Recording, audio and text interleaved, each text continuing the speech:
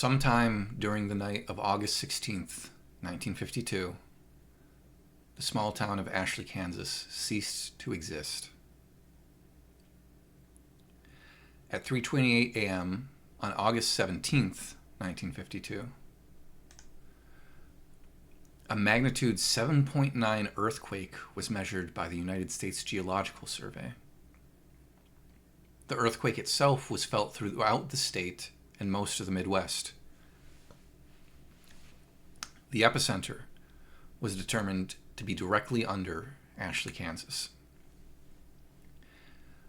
When state law enforcement arrived at what should have been the outskirts of the farming community, they found a smoldering, burning fissure in the earth, measuring 1,000 yards in length and approximately 500 yards in width. The depth of the fissure was never determined.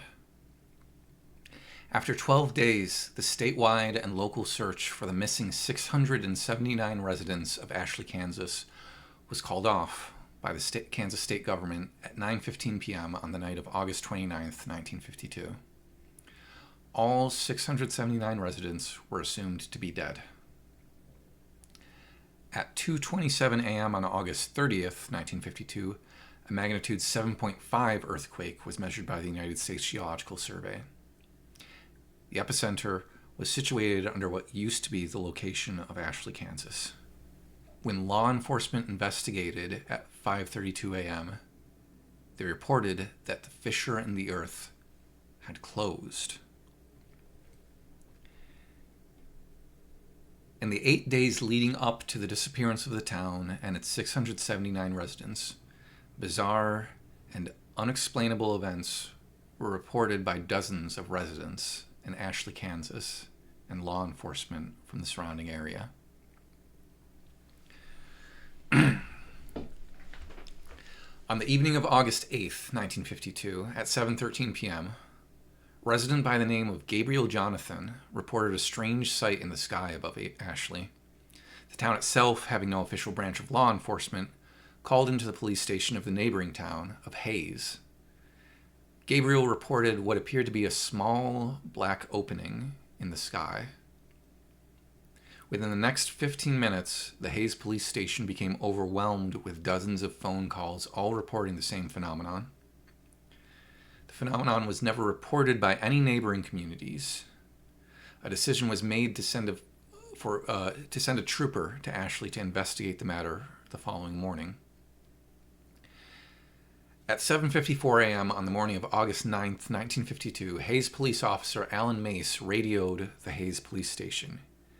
He reported that, despite following the one-way road leading into Ashley, he had become lost. According to his report, the road continued along its normal path, but somehow ended up back in Hayes. Officer Mace went on to add that the road never curved or bent in any direction. At 9:15 a.m., 7 of the town's 10 police cars were sent to investigate the situation, and all members of the team came to the same conclusion. The only road leading into Ashley stopped leading into Ashley, but instead led back to Hayes. Phone calls continued to pour into the Hayes police station, all reporting that the black opening in the sky continued to grow in size. All callers were advised to remain inside and to not travel unless absolutely necessary. At 8:17 p.m., Mrs. Elaine Cantor reported her neighbors, Mr. and Mrs. Milton, and their 2 children, Jeffrey and Brooke, missing. According to Mrs. Cantor's phone call, the Miltons attempted to leave town in their family car earlier in the evening. They never returned. Law enforcement officials from Hayes never reported the car or individuals coming up the one-way road. At 7:38 a.m. on the morning of August 10th, 1952, phone calls from Ashley into the Hayes police station reported that the town was in total darkness. The sun had never risen. At 10:15 a.m., at the request of Hayes law enforcement, a helicopter from Topeka, Kansas flew over the region in which Ashley, Kansas stood. The town was never observed from the air. At 12:43 p.m. on the afternoon of August 11th, 1952, Ms. Phoebe Danielewski called into the Hayes police station. She reported that her daughter Erica had begun to have conversations with her father, who died 3 years prior in a drunk driving accident. To add to her concern, Ms. Danielewski reported that Erica was attempting to go outside into the dark to join them. Over the course of the next 12 hours, a reported 329 phone calls were placed into the Hayes police station, all describing similar phenomenon with the children of the town. The following morning of August 12, 1952, the situation became dire. During the middle of the night, all 217 children in the town of Ashley, Kansas disappeared. A reported 421 phone calls were placed into the Hayes Police Department. Unable to be of any useful assistance, Hayes law enforcement instructed all callers to remain inside and to avoid any and all attempts at finding the missing children. At 5:19 p.m. on the evening of August 13th, 1952, Ashley elderly man Scott Luntz reported a growing, distant fire to the south.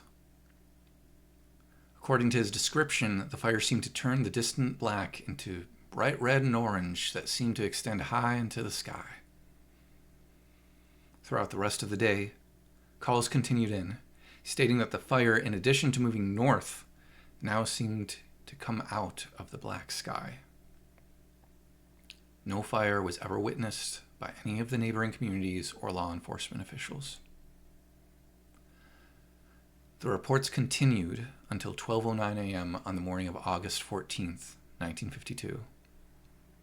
The last phone call, placed by a Mr. Benjamin Endicott, reported that the fire in the sky had grown so intense that it began to appear as daytime over the town. The phone call ended abruptly. From the phone call placed by Benjamin Sherman Endicott.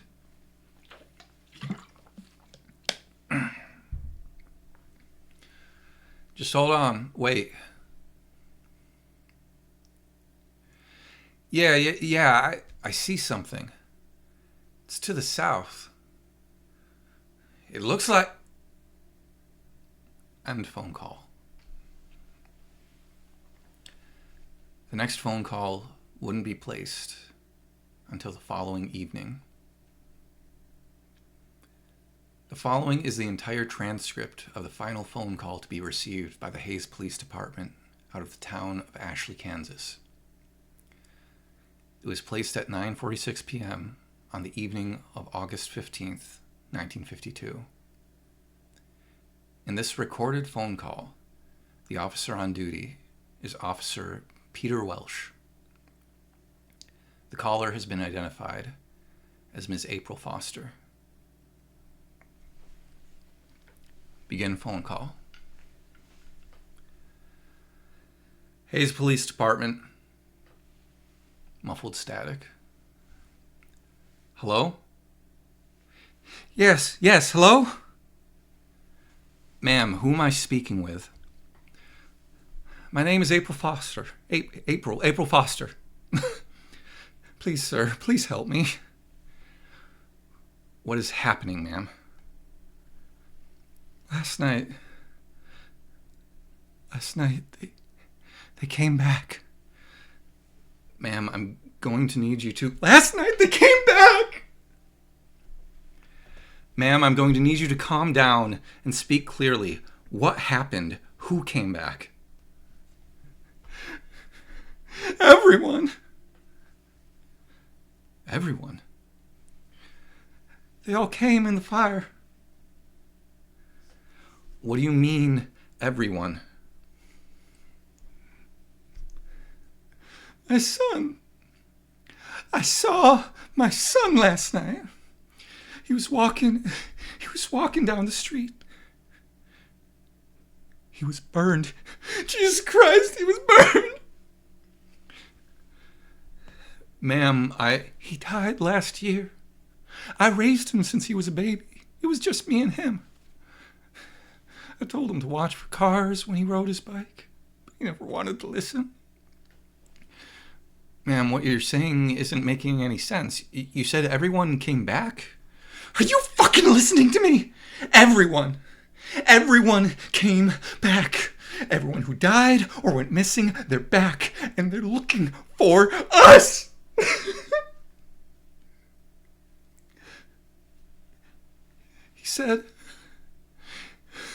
He said, Mommy, I'm okay now. See, I can walk again. Where are you, Mommy? I want to see you.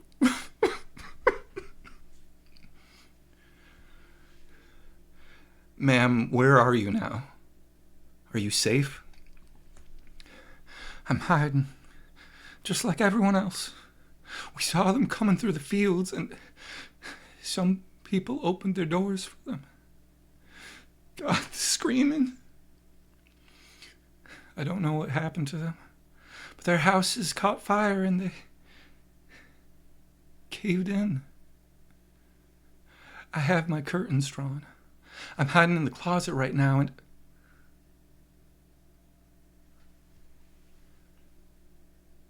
Ma'am? The sound of glass breaking. Oh my God! Ma'am, something just came in. Ma'am, stay as quiet as you can. Don't make a sound. Mommy? Mommy? He came inside. Stay absolutely still. Don't leave.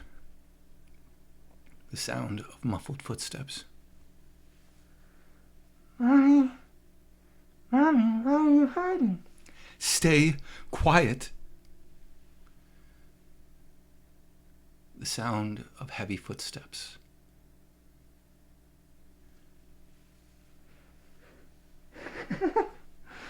I found you, Mommy. Indiscernible screaming and noise. Ma'am! Ma'am! End phone call. The following morning, at 6:55 a.m., the law enforcement officials of the Hayes Police Department arrived at the location of Ashley, Kansas. A smoldering, burning fissure in the earth was all that remained.